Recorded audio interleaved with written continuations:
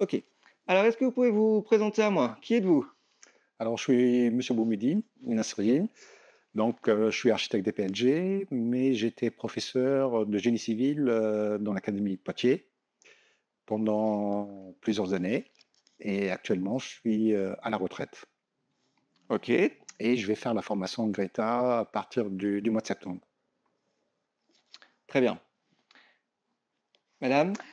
Moi, Elisabeth Rocher, donc je travaille en tant que conseillère en formation professionnelle, pour le Greta Poitou-Charentes, sur la filière bâtiment.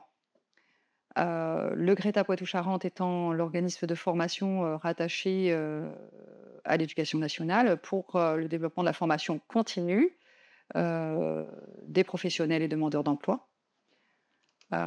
Et dans ce cadre-là, nous avons, actuellement, une formation sur le secteur du bâtiment qui s'appelle titre professionnel, technicien d'études du bâtiment en dessin de projet. OK. Donc c'est la formation que vous allez nous présenter? Absolument. C'est donc cette formation, que je vais vous présenter avec l'aide d'un professionnel de la pédagogie, sur le dessin de projet qui est monsieur Boumediene, qui effectivement est, notre formateur, sur ce titre pro, en partie parce qu'il y a plusieurs formateurs, pour, mettre en œuvre cette formation. OK, très bien. Bon, bah, alors allons-y. Montrez-moi, par quoi vous voulez commencer? Peut-être me parler un petit peu du secteur BTP? Comment ça se fait que vous faites cette formation-là, du coup, en particulier? Parce que le Oui, bâtiment, en ce moment, est-ce que ça oui, fonctionne? le bâtiment effectivement, le secteur du BTP, hein, pas que le bâtiment, hein, on parle de bâtiment et travaux publics. Sur les chiffres, actuellement, sur, 2023, on est quand même, sur un secteur majeur de l'économie française. 63 de l'activité concerne le logement, que ce soit sur de la construction ou, de la rénovation, habilitation des bâtiments. Il y a un nombre, en 2023, il y a, 1 759 000 actifs, dont, une grande partie, plus de 70 ce sont des salariés. Il y a effectivement, une partie en intérim et une plus infime partie, qui ne sont pas des salariés, qui sont des artisans, on va dire. D'accord. C'est 30 métiers, plus de 30 métiers différents aujourd'hui, des métiers en évolution. Effectivement, dans un contexte de transition écologique, on voit bien que le bâtiment doit évoluer, que ce soit, en neuf ou en rénovation, puisque on est en plein dans une réglementation, hein, avec MaPrimeRénov', avec, voilà, des réglementations sur, la performance énergétique des bâtiments notamment. Donc voilà, c'est vraiment un secteur dans lequel, les métiers, évoluent très, très rapidement en ce moment, avec une grosse, demande, autour de tout ce qui est numérisation, des plans, de bâtiments, en vue justement d'adapter, des modalités de construction, des modalités de rénovation. OK. Bon, très bien. Et donc, du coup, ça recrute quand même malgré tout, Oh, ah oui, ça recrute toujours. malgré ce qu'on Le pourrait bâtiment, ça croire. recrute toujours, même si effectivement il y a une récession, on ne peut pas se le cacher. Il n'empêche que face à des métiers émergents, dans le bâtiment, justement, ça va très vite, et que, ça recrute et surtout ça forme. On a besoin de former des gens, sur, les nouvelles, compétences, nécessaires pour travailler dans le bâtiment. D'accord, OK. On va peut-être parler justement de la formation qui nous intéresse. Donc là, vous nous parlez des techniciens d'études en bâtiment et dessin de projet. Déjà, c'est quoi ce métier? Alors, lequel de vous deux va me répondre C'est là-dessus? plutôt moi. C'est plutôt vous. OK, allez-y. Alors, le technicien d'études du bâtiment en dessin de projet, comme ce qui est indiqué sur ce diapositive, il faut qu'il soit capable justement de réaliser tous les documents graphiques pour une déclaration préalable de travaux ou une demande de permis de construire. Eh ben, ça part à partir d'un plan de situation, d'un plan de masse, tous les plans, plan, coupe, élévation, et une image de synthèse avec les photos qui sont intégrées avant et après le projet. Et ces documents sont réalisés avec des logiciels numériques qu'on a à partir début des années 90, comme par exemple Autodesk qui avait développé AutoCAD. Ok. Il y en a d'autres logiciels comme Architrion, ArcPlus, mais pour le moment, AutoCAD est devenu un standard. Et à partir des années 2000, on a commencé par des logiciels, des programmes informatiques justement qui intègrent des logiciels 3D. Donc, par exemple, je peux citer trois, Allplan, Archicad et Revit, qui permettent justement de réaliser tous les documents qu'on peut exporter en PDF. Et les cabinets d'archi envoient tous ces documents vers les BET, les bureaux d'études techniques. Et on a justement, avec cette manière de travailler, un travail collaboratif où l'ensemble des BET intègrent leurs données, leurs informations dans cette maquette numérique. Ok. Voilà, donc, et on peut développer, effectivement, on peut imprimer des documents 2D, des documents imprimables directement sur le chantier. Mais le travail est fait directement sur une maquette numérique. Donc c'est le technicien d'études bâtiment, c'est quelqu'un qui travaille principalement sur un ordinateur, du coup, à réaliser des plans à partir d'informations qu'il va recevoir. Qui va recevoir de qui d'ailleurs? Vous avez parlé de cabinet d'architecte, est-ce qu'il est directement en interface avec le client? C'est qui le client? C'est qui qu'il a en face de lui? Ben, alors, le client, c'est le maître d'ouvrage, donc c'est celui qui paye, celui qui, l'ordonnateur justement, celui qui établit le programme. Que ce soit au niveau de la maison individuelle ou d'un bâtiment d'habitation ou Bâtiment collectif. bâtiment collectif ou de bureau. Par exemple, au niveau du neuf, comme au niveau de la rénovation, au niveau de la réno, ça démarre à partir d'un relevé sur site. Et si c'est un programme tout neuf, ça démarre à partir d'un terrain nu. Et on établit un programme, puis après, on fait toutes les phases de l'esquisse jusqu'au projet définitif et de l'appel d'offres. Donc, du coup, ça peut être soit un particulier, soit du coup une collectivité ou un maître d'œuvre, quel qu'il soit en fait, qui vient dire moi j'ai besoin de construire ou de rénover tel ou tel bâtiment, et après on se débrouille pour faire les projections, enfin les plans dans un premier temps. Tout à fait. Pour résumer, c'est bien ça, j'ai bien compris? Exact. Okay. Alors le technicien d'études du bâtiment, c'est plutôt un assistant, c'est-à-dire que c'est lui, il va être quand même il va être encadré par un architecte, un cabinet d'architecte, un bureau d'études. Il ne va pas être en contact direct avec le commanditaire, en fait. Okay. Donc, lui, effectivement, il peut être amené à accompagner l'architecte ou le technicien de bureau d'études pour, comme on en parlait tout à l'heure, faire une première esquisse, faire des premiers relevés, voilà. Et ensuite, il va travailler essentiellement en modélisation 3D ou en représentation en 2D. Donc voilà, il va être essentiellement ensuite dans son bureau, derrière un ordinateur. Ok. Oui. Alors il y a ça, oui, effectivement, il sera au départ, pour avoir plus d'expérience, plus de recul, il sera obligé de travailler dans un cabinet d'archi pour acquérir plus d'expérience.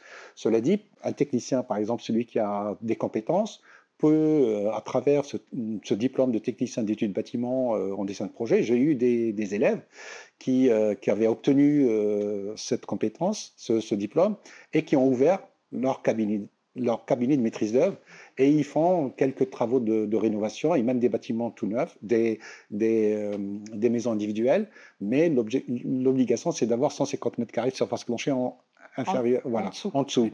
C'est bien de pouvoir positionner le truc, parce que quand on veut se former et qu'on veut rentrer dans ce domaine-là, pour le coup, il faut se poser la question, est-ce que ce que j'ai envie, ça touche plus à l'architecture? Est-ce que c'est quelque chose qui touche plus à l'étude économique du bâtiment? Qu'est-ce qu'il faut comme matériaux ou ainsi de suite? J'ai même eu des gens qui se sont posé la question par rapport à cette formation, par rapport à de la décoration, de l'aménagement d'intérieur. Tout à fait. Parce que on a aussi des choses qui semblent passablement proches, ou parquet jardin même carrément.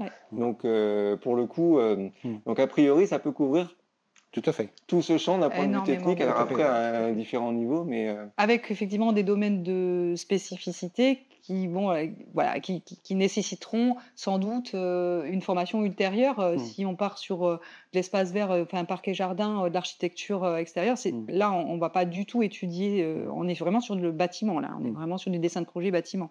Mais n'empêche que Mmh. les compétences de base, Mmh. je veux dire la maîtrise, Mmh. de la modélisation, Mmh. de la représentation, 3D et 2D, bah, forcément, ça va servir pour tous les domaines. Mmh. OK. C'est vrai nous, on s'occupe beaucoup plus de l'espace bâti, mais l'espace bâti ne se fait pas tout seul, il se fait avec l'espace non bâti. Mmh. Quand on fait une Ah, conception, attendez, il faut que vous définissiez espace bâti, espace non bah, bâti, parce que pour le l'enveloppe, non-initié. il y a l'enveloppe du bâtiment, c'est-à-dire il y a le contenant, c'est-à-dire le bâtiment en lui-même, mais le bâtiment en toit. Les lui-même, murs, le voilà, toit, le bâtiment en lui-même, il est posé quelque part. Oui. Il est posé dans un espace non bâti, dans un espace vierge, et cet espace, il sera aménagé en fonction du bâtiment, et même le bâtiment, quand au niveau de la conception, à partir de l'esquisse, on s'occupe justement de l'orientation, Mm. des vues. J'ai une très belle vue, donc là je vais orienter telle ou telle pièce, et ainsi de suite. Il y a les vents dominants. L'écoulement des eaux. Voilà, donc ça dépend si je mets des cyprès au nord, je mets des arbres à feuilles caduques par exemple au sud, et ça c'est au niveau de la réglementation thermique. Ça a permis justement d'aménager l'espace extérieur en fonction justement de l'orientation et des apports d'ensoleillement et de chaleur au niveau du bâti. Mais Ok. on le voit aussi tout simplement, dans la construction d'une école. Il va y avoir des aménagements extérieurs qui sont primordiaux en fait pour la pédagogie, pour voilà. L'ombrage. Et en plus dans le cadre de la transition énergétique et écologique. C'est vraiment un point sur lequel, dans le cadre de la modélisation, il doit être pris en charge dans sa globalité. Prise en compte de dehors, prise en compte Voilà. de l'enveloppe et prise en compte du dedans. C'est ça. Du coup, C'est un ensemble. les trois trucs pour faire les plans. Ok, c'est bon, c'est clair. Je pense que là, du coup, les gens qui regardent ont compris. Je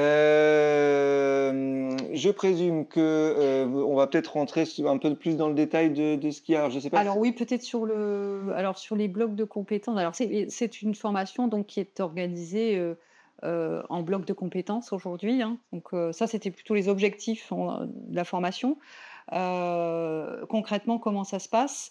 Alors, on peut peut-être démarrer. Alors, je ne vais pas mettre le diapo, mais normalement, c'est une formation qui doit débuter en septembre, le 8 septembre, et qui va Là, finir. on est en 2025. On est en 2025, oui, 8 septembre 8 septembre 2025, et qui s'achèvera effectivement. C'est un an de formation. C'est un an de formation, c'est un programme assez intense et très dense.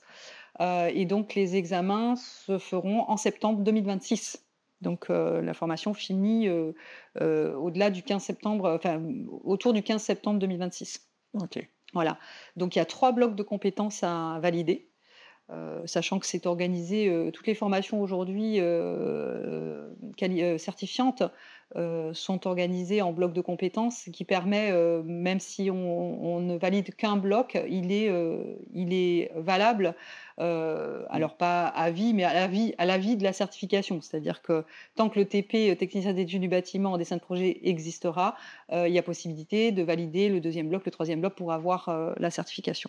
Donc là, on est sur des blocs de compétences, Ouais. madame explique, Ouais. qui, est-ce qu'ils sont, alors ils sont capitalisables, mais est-ce qu'il y a des transferts avec d'autres diplômes possibles, est-ce que vous savez? Non, à ma connaissance, non.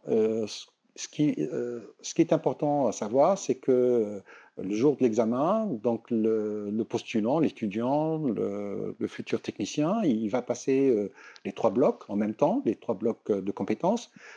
Il lui arrive d'avoir les 3, donc là, il a les titres complets, très bien. Mais si d'aventure, il a le 1 et le 2, mais pas le 3, il pourra toujours valider le 3 ultérieurement, quelques mois après, et à ce moment-là, il a le titre complet. Donc, c'est sous forme de bloc de compétences. Donc, si je prends le bloc de compétences 1, réaliser les pièces graphiques d'un dossier en avant-projet, donc en APD, ça démarre à partir d'une esquisse qui est faite à partir d'un programme établi avec le maître d'ouvrage. Donc, on a cette esquisse, puis après, on y va crescendo avec l'avant-projet détaillé, sommaire, puis après l'avant-projet détaillé, jusqu'au projet final, avec un dossier d'exécution où on intègre toute la partie technique. Mais bien entendu, toutes ces réalisations, ces phases prennent en compte dans la réalisation des pièces graphiques toutes les réglementations qu'on a ici en France. Par exemple, ça démarre à partir d'un plan local d'urbanisme, un PLU. Ça part aussi, on a aussi l'accessibilité des personnes à mobilité réduite, les PMR. On a aussi la réglementation thermique. Depuis le premier choc et le deuxième choc pétrolier de fin des années 70, on a commencé effectivement à établir tous les dossiers d'architecture à partir des réglementations thermiques. On est passé par plusieurs, RT 98, 2005, 2012 et maintenant la RE de 2020. Et sur ces pièces graphiques, si je peux détailler quelques pièces, par exemple, ça part à partir d'un plan de situation, puis après on zoom, un plan de masse avec les limites en fonction du plan local d'urbanisme, c'est-à-dire que les distances, si je rentre au niveau technique, les distances avec les voies et emprises publiques, les limites séparatives, le coefficient d'emprise au sol, la hauteur au faîtage, la hauteur à l'égout, donc ça c'est la réglementation urbanistique au niveau du PLU. Puis après, toutes les réglementations qu'on a au niveau pour réaliser les pièces graphiques.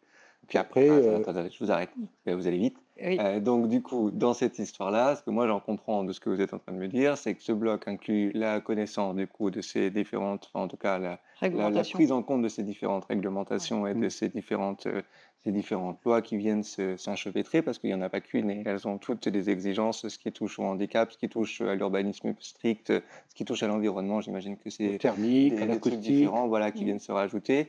La prise en compte de tout ça pour pouvoir après faire des plans adaptés et que tout corresponde bien aux règles sans que quand on bouge un truc, ça bouge à un autre endroit. On est bien d'accord, hein, c'est bien ça que vous êtes en train d'expliquer. Exact. Okay. Mais cela dit, c'est très normé.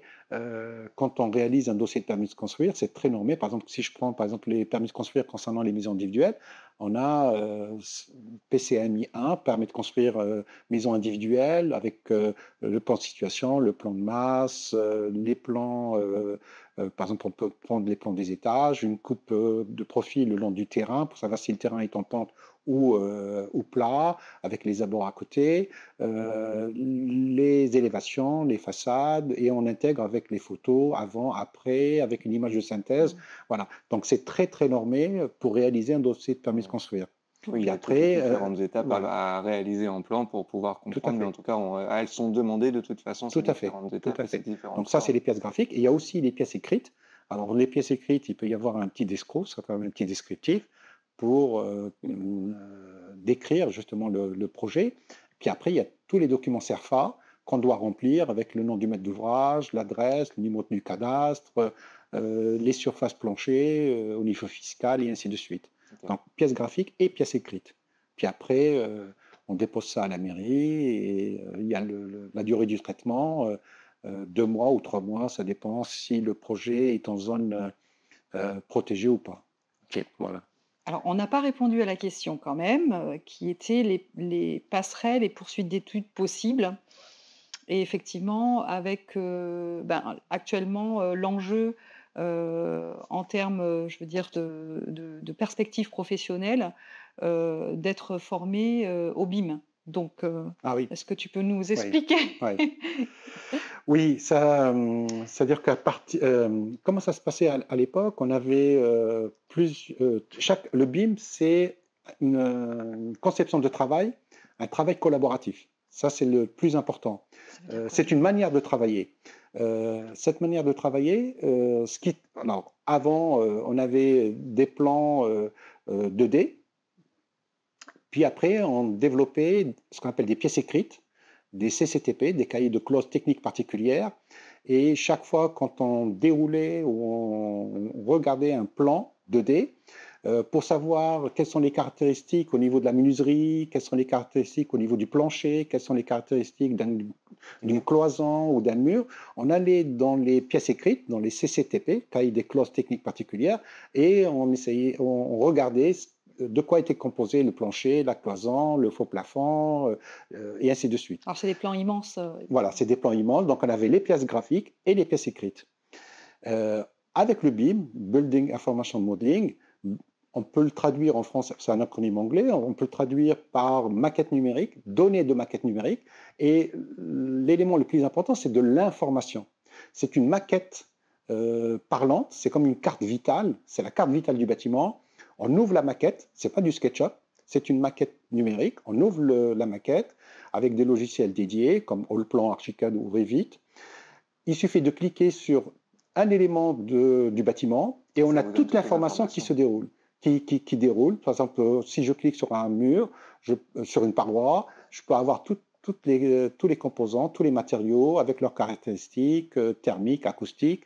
Et si je clique par exemple sur une menuiserie extérieure, je peux donner de l'information au maître d'ouvrage pour savoir qui a fabriqué, qui a posé, de quoi est constituée la fenêtre ou la baie vitrée. Si je clique sur le faux plafond, je peux savoir, pareil, qu'est-ce qu'il y a au-dessus du faux plafond, toutes les gaines techniques, tous les réseaux qui passent entre le plancher et Donc, le en somme, faux c'est la plafond. numérisation en 3D de ce qui se faisait avant sur un cahier, sur un dessin Voilà. 2D, avec après la description à l'écrit. Avec Là, une cinquantaine de maintenant, pages. c'est ça. Maintenant, C'est ça. on rentre sur une maison, on clique dessus et Ouais. qui que ce soit qui travaille dessus, C'est ça. quel que soit l'artisan ou la personne qui vient travailler sur cette maison, il va savoir À condition d'être formé. ce qu'il y en a. Oui, bien entendu. Et cette On va y venir.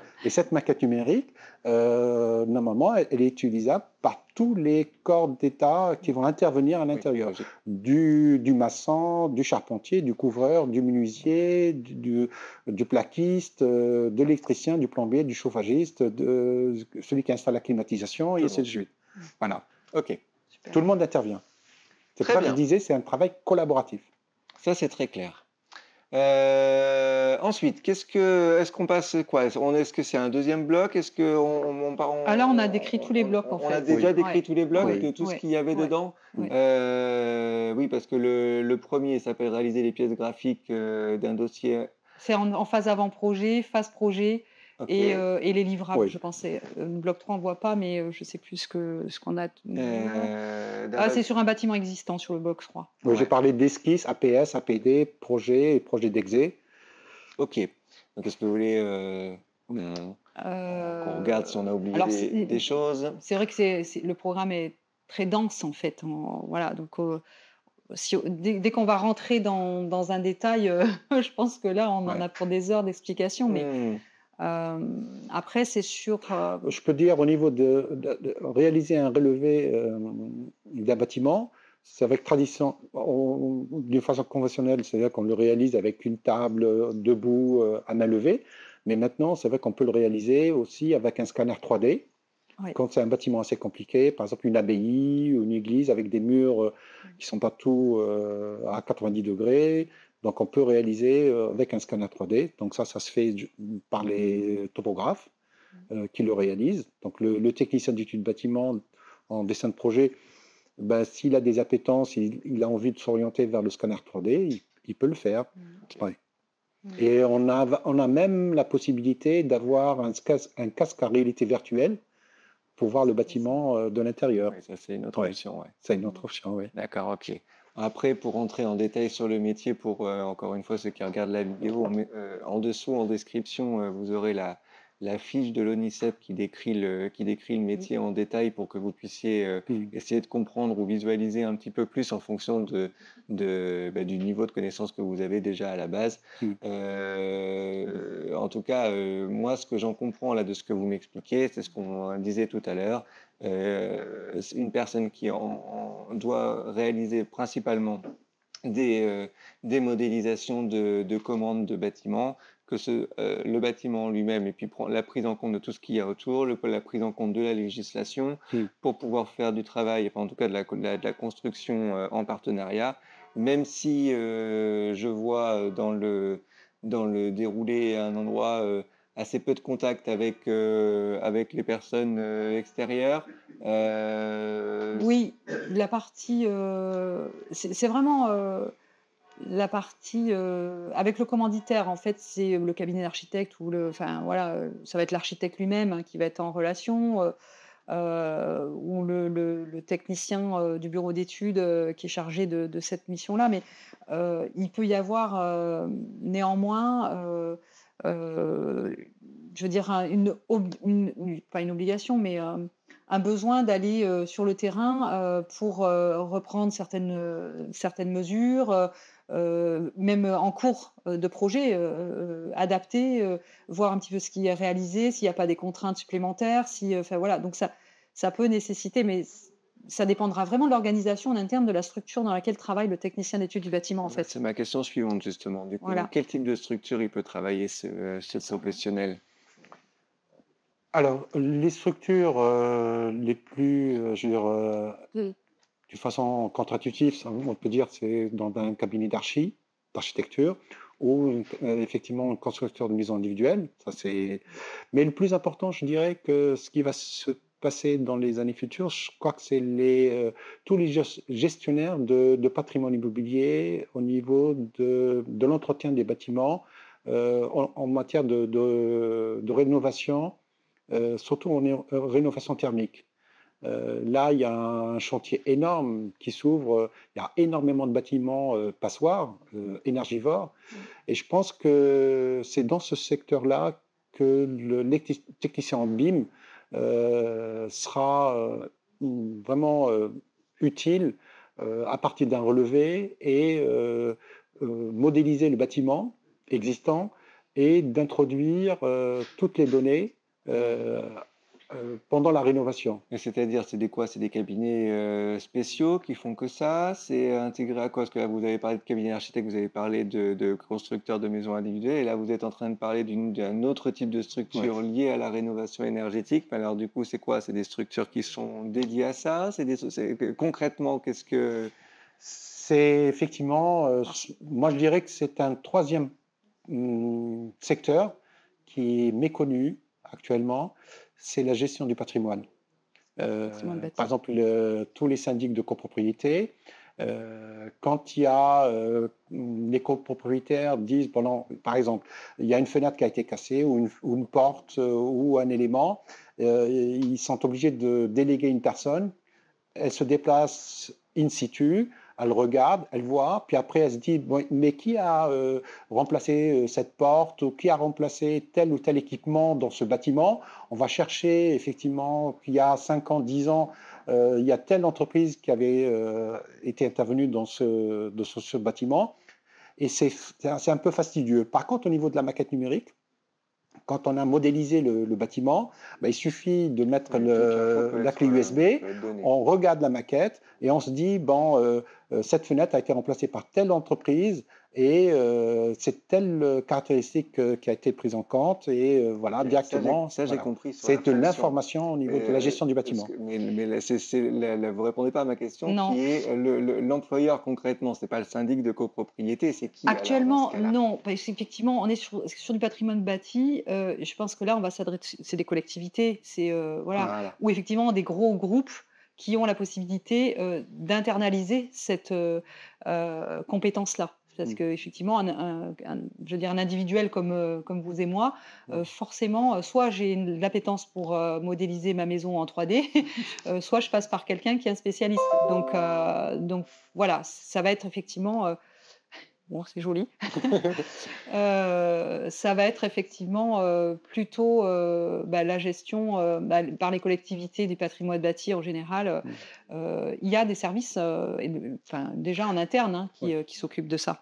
Oui, par exemple, là, sur Saintes, on peut parler d'ACEMIS. Ok. Voilà, oui, donc un bailleur social. Voilà, un bailleur social qui a énormément de bâtiments et qui il peut se dire, bon, moi, je vais modéliser tous les bâtiments parce que je sais qu'aller chercher dans telle armoire, tel document, refaire le relevé... pour pouvoir retravailler sur la rénovation, on continue de Skiloo. Ah, ça, c'est très clair. On a déjà un support numérique qui nous permettent justement d'avoir cette information directement et ne pas faire encore un relevé, encore un devis. Oui, et puis engager des travaux qui finalement ne seront pas tout à fait efficaces. Utile, Ok. Donc après, on a peut-être... Et ça, c'est un secteur qui n'est pratiquement méconnu Oui, sur lequel mais c'est pour ça oui, que je me permets qui de est oui, en vous pleine, relancer sur en la pleine question émergence, parce en que fait. parce qu'il y a ça induit d'abord où les personnes vont faire les stages, mais on va y venir, tout à Oui. fait, mais après où est-ce qu'ils vont chercher du travail, où est-ce qu'ils oui. pourraient avoir envie de Parce travailler qu'il n'y a pas que les sur la architectes prospection. il n'y a pas que la construction de maisons neuves, il y a aussi la réno et aussi l'entretien. Hmm. Voilà, ça Et aussi. ça a son importance. Bah, c'est en train, en plus, c'est en pleine croissance actuellement. Hein, Ouais. Parce que le BIM, le BIM, c'est le 3D. On est passé du 2D, puis après on est passé au 3D. Et après, il y a du 4D, 5D, 6D, 7D, et on peut rajouter l'économie, on peut rajouter le temps, et on peut rajouter pas mal d'échelons à ce BIM-là. Ça dépend du détail qu'on met à l'intérieur de la maquette numérique. Ouais, la Voilà. technologie permet Ouais. de plus en plus de choses Ouais. et ça fait forcément évoluer les métiers de fait Tout et à fait. donc les fonctions des différents recruteurs, quelle que soit Mhm. leur utilité. Du coup, Et puis la l'utilité formation fait tout au long le besoin, de sa carrière professionnelle aussi. bien entendu. Ouais. Tout à fait. Non-stop. Ok. Revenons à la formation, peut-être des détails techniques sur les prochaines sessions à la date de tournage de de notre interview. Alors, Alors, c'est quoi? comme je disais tout à l'heure, voilà, le calendrier prévisionnel, c'est démarrage le 8 septembre 2025 et les examens, la fin de formation le 16 septembre 2026. Donc, c'est un an de formation. Et il y a un minimum de 6 semaines en entreprise. Alors, compte tenu de la densité du programme, effectivement, même sur une durée de 12 mois, c'est difficile de mettre beaucoup plus que 6 semaines en entreprise. Mais encore une fois, c'est un calendrier prévisionnel, donc il peut évoluer. Donc c'est 35 heures, enfin c'est habituel, hein, c'est 35 heures hebdomadaires en centre et en entreprise. Beaucoup de travail en autonomie aussi, parce que ça nécessite beaucoup de réalisation. Il y a des dossiers hein, sur lesquels plancher. Voilà ce qu'on peut en dire.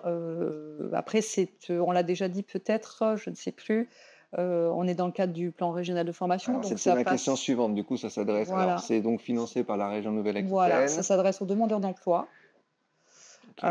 Est-ce qu'il leur faut un niveau de diplôme à l'entrée? Ouais, et enfin un niveau de diplôme, non, pas de certification, mais quand même un niveau de connaissance, on va dire, et d'enseignement qui serait plutôt de l'ordre de la première, un niveau première. D'accord. Fin de seconde, première, on va dire. Ok. Voilà. Est-ce- Parce qu'il y a quand même des éléments sur lesquels, que ce soit en mathématiques, en physique, des choses sur lesquelles il faut être un peu agile. Hmm. Sinon, c'est très très dense, un an. Et Monsieur Boumediene peut nous dire que bah, il a déjà expérimenté, hein, je pense, avec des personnes qui n'avaient pas forcément ce niveau-là. Et ça demande vraiment, vraiment, vraiment un gros investissement pendant un an. Donc, Moi, je sais qu'il y a quelques années que j'avais fait la formation, que j'avais donné cette formation. Bah, la condition sine qua non pour les stagiaires, c'était d'avoir un ordinateur.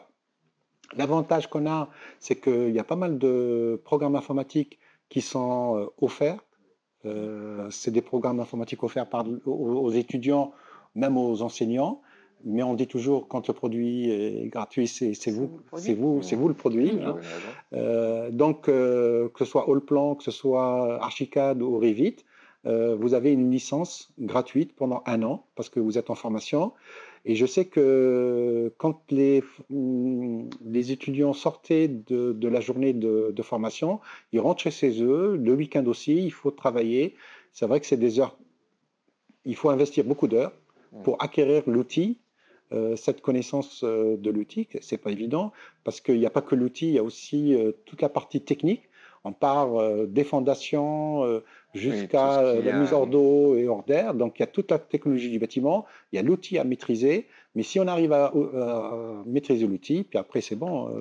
Oui, en tout cas, Alors, une certaine capacité à oui, maîtriser un outil en ce qui concerne les prérequis, une certaine à oui, mais maîtriser comme un vient de le outil dire Monsieur Boumediene, et un niveau de connaissance voilà. de Alors culture générale. effectivement, il faut avoir quand même un minimum de faculté à déchiffrer des textes réglementaires. Donc Alors sans avoir ça n'a jamais été très très appétissant, hein. Le texte réglementaire, c'est quand même, on est en France, c'est avec, voilà, un côté, littéraire et Bon, bah, juridique, même dans parfois un les peu autres rebutant. pays. Donc il faut quand même passer cette barrière-là. Mmh.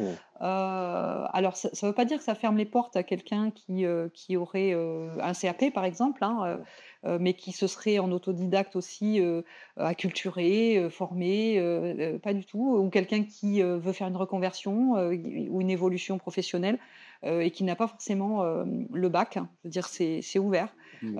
mais on vérifiera par un positionnement quand même à l'entrée pour, Voilà, pas donc mettre, ça les personnes en difficulté, c'est ce que effectivement. je voulais vous poser Ouais, comme question. Donc quand la personne, postule parce qu'elle veut faire cette formation, quel que soit son niveau, du coup, vous avez oui, enfin des petits tests positionnement, de oui, positionnement pour oui. voir si a priori, il y a les prérequis C'est pour ça, aller sur la tout formation. à fait, tout à fait, OK. parce que ça serait le mettre en difficulté, Mmh. ou en échec et surtout, compromettre peut-être aussi, le fonctionnement d'équipe parce que là, ils vont travailler vraiment en équipe pendant 1 an, et quelqu'un qui, ne maîtriserait pas, ou n'arriverait pas à évoluer en même temps que le reste de l'équipe va commencer à devenir, ça va être difficile à gérer, à la fois pour le formateur, à la fois, pour l'équipe pédagogique, mais aussi par les autres stagiaires. OK. OK. Donc en tout cas, par rapport à l'entrée en formation et pour que la formation puisse être financée par la région, il n'y a pas de prérequis de De diplôme diplôme, non. ah, il faut juste être demandeur d'emploi. Oui, Par contre, par rapport au suivi de la ouais, formation en lui-même, là, il faut au moins connaître un ouais, certain nombre de choses qui seront vérifiées en amont. oui, Mmh. Bien, absolument. on a résumé. OK, très bien. Est-ce qu'il y a d'autres informations que vous voudriez, nous donner par rapport à tout ça? Ou est-ce qu'on a fait le tour de... Ça se passe, à Royan, C'est une information que nous n'avions pas donnée. voilà. Ça se passe à C'est quand Royan, même important, ça se passe à Royan. et ça se passe, alors au lycée de l'Atlantique, l'agence, du Greta Poitou-Charentes de Royan, c'est le lycée de l'Atlantique de OK, Royan. très Voilà, bien. Donc de septembre à septembre de 2025-2026. et il y a, une dizaine de places, et nous démarrons avec un minimum de 6 candidats. OK. Ça, pour le coup, ils peuvent pas savoir quand ils se positionnent, mais Non. on verra ce qu'il en est par la suite, ça. Ouais. OK, très bien. Est-ce qu'il y a autre chose qu'on a oublié ou est-ce qu'on est bon? Je pense qu'on est quand même. Oui, on est pas mal, On a oui. quand même pas mal parlé du métier, on est Ouais. bien rentré dans le détail du technique pour le coup. Je pense que les gens peuvent visualiser ce qu'ils vont faire, ils peuvent visualiser aussi la difficulté de la tâche et aussi son intérêt derrière. On a évoqué les perspectives d'emploi général sur le bâtiment et les perspectives d'emploi plus spécifiques par rapport à ce métier-là. Quel type d'entreprise, où est-ce que je peux travailler pour Mmh. pouvoir se projeter aussi là-dedans? On a évoqué la formation et si elle était financée on n'a pas évoqué la question de la Ah oui, rémunération. Je vous explique pourquoi. C'est parce qu'il y a, ça dépend. c'est vrai. Ça dépend du public en Ouais, fonction de si vous avez une indemnité de France Travail ou si vous n'en avez pas. Il y a des choses qui peuvent être faites, mais en tout cas, c'est calculé en fonction de votre situation au moment où vous faites la demande. On est bien exactement. d'accord. Donc, on ne peut pas vous donner un montant. Il y a a priori une rémunération quoi qu'il arrive, puisque soit c'est France Travail, soit la région peut Une prendre le relais indemnisation si ou jamais il y a quelque oui, tout chose. à fait. Il y a toujours quelque chose derrière. Maintenant, son montant, il est vraiment relatif à votre situation au moment. Donc, on ne peut pas rentrer dans le détail de ça. On a dit où est-ce que c'était et on a dit quand. Donc, je pense qu'a priori, on est bon. Pour les autres informations, on vous Pas de mettra... possibilité en apprentissage, mais en contrat de professionnalisation, oui. D'accord, ok. Ouais. Donc, c'est-à-dire contrat de professionnalisation, c'est comme un contrat d'alternance, mais pour tous les âges. Oui, Et si jamais il y a un employeur qui est OK pour vous prendre en c'est contrat de ça. Il faut trouver une professionnalisation, c'est entreprise, aussi une option. heu, ou une entreprise qui souhaiterait, trouver, effectivement leurs futurs collaborateurs En en les les formant. intégrant en contrat de professionnalisation. C'est une personne une période de professionnel ah bah, j'y arriverai pas. Une, une période de Une période de professionnalisation. professionnalisation, Très bien. effectivement, avec un contrat qui peut, alors c'est sur 1 an la formation toujours, mais le contrat peut débuter jusqu'à 2 mois moins 1 jour avant et se terminer jusqu'à 2 mois moins 1 jour après, voire, entrer directement en CDI, en contrat de professionnalisation. C'est possible. OK. J'ai pas évoqué, on n'a pas évoqué la question, on a dit que c'était à Royan. Est-ce qu'il y a un endroit pour manger? Oui, Est-ce qu'il y a des solutions d'hébergement? Comment est-ce que ça se cale tout ça? C'est possible. C'est possible. Alors, effectivement, toutes les formations du Greta Poitou-Charentes qui sont mises en œuvre au sein du lycée de l'Atlantique permettent aux stagiaires d'accéder au restaurant du lycée de l'Atlantique. Ok. Voilà, au SELF. Et cette fois-ci, je pense qu'on a fait le On a tour fait le de tout tour. ce qu'il y avait. Ah, il y a un doigt qui se lève. Non, pour conclure, c'est ce que je dis toujours, ce que je disais à mes étudiants par le passé. Cette formation, c'est pas seulement un diplôme, c'est un métier. On leur donne un métier. Et par expérience, moi, j'ai eu des stagiaires qui, quand ils ont fini leur formation, ils ont ouvert leur bureau de maîtrise d'œuvre. J'en connais dans la région de Royan, donc ils font pas mal de relevés, de demandes préalables de travaux, de déclarations de préalables de travaux, de petits permis de construire. Et c'est vrai que si d'aventure, ils n'ont pas un point de chute à la sortie de la formation, ils peuvent ouvrir leur propre structure. Ok. Voilà. Oui, donc il y a aussi la possibilité, Oui. on n'a pas évoqué ça, de se créer en tant que structure. Auto-entrepreneur ou voilà, leur propre cabinet de maîtrise d'œuvre. Et d'ailleurs, j'en connais même quelques-uns qui ont été contactés par des cabinets d'archi. C'est ce que je veux dire, mais de sous-traitance. Voilà, et qui font de la sous-traitance avec les cabinets d'archi parce qu'ils ont l'outil. Ils ont appris comment utiliser l'outil et donc ils sont en freelance et ils travaillent en même temps avec leur structure privée et avec des cabinets d'archi. Donc c'est possible. Ok. Eh ben, merci beaucoup pour ces informations-là. C'est nous. Et tous les Merci à vous. détails en description de la vidéo pour retrouver les fiches métiers, les offres d'emploi et tout ce qu'il y a. Vous passez en dessous de la vidéo, vous cliquez afficher plus et il y a toutes les informations. À bientôt. Merci. On est bon pour ça.